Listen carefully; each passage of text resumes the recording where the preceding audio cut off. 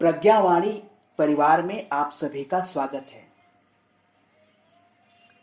प्रस्तुत है एक प्रेरणादायी कहानी। इसे ध्यान से सुने और वीडियो के अंत में पूछे गए प्रश्न का कमेंट बॉक्स में उत्तर जरूर दें। क्या हमें ईश्वर पर विश्वास है? पर्वतारोहियों का एक दल अजेय पर्वत पर विजय पाने के लिए निकला। उनमें एक अति उत्साही पर्वतारोही भी था जो यह चाहता था कि पर्वत के शिखर पर विजय पताका फहराने का श्रेय उसे ही मिले। रात्रि के घने अंधकार में वह अपने तंबू से चुपके से निकल पड़ा और अकेले ही उसने पर्वत पर चढ़ना आरंभ किया। गहरी काली रात में जब हाथ को हाथ नहीं सूझ रहा था, वह शिखर की ओर बढ़ता रहा। बहुत प्रयास करने के बाद शिखर जब कुछ ही दूर प्रतीत हो रहा था, तभी अचानक उसका पैर फिसला और वह तेजी से नीचे की तरफ गिरने लगा। उसे अपनी मृत्यु सामने ही दिख रही थी, लेकिन उसकी कमर से बंधी रस्सी ने झटके से उसे रोक दिया। घने अंधकार में उसे नीचे कुछ नहीं दिख रहा था।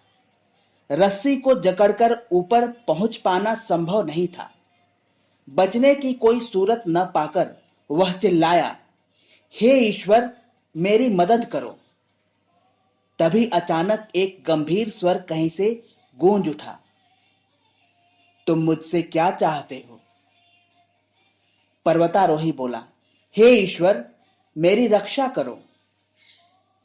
क्या तुम्हें सच में विश्वास है कि मैं तुम्हारी रक्षा कर सकता हूं? हां ईश्वर, मुझे तुम पर पूरा विश्वास है, पर्वतारोही बोला। ठीक है, अगर तुम्हें मुझ पर विश्वास है तो अपनी कमर में बंधी रस्सी काट दो। यह सुनकर पर्वतारोही का दिल डूबने लगा। कुछ क्षण के लिए वहां एक चुप्पी सी छा गई और उस पर्वतारोही ने अपनी पूरी शक्ति से रस्सी को पकड़े रहने का निश्चय कर लिया। अगले दिन बचाव दल को एक रस्सी के सहारे लटका हुआ पर्वतारोही का ठंड से जमा हुआ शव मिला।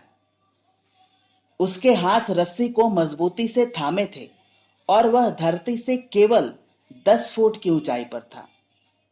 यदि उसने रस्सी को छोड़ दिया होता तो वह पर्वतीय ढलान से लुढ़कता हुआ मामूली नुकसान के साथ जीवित बच गया होता।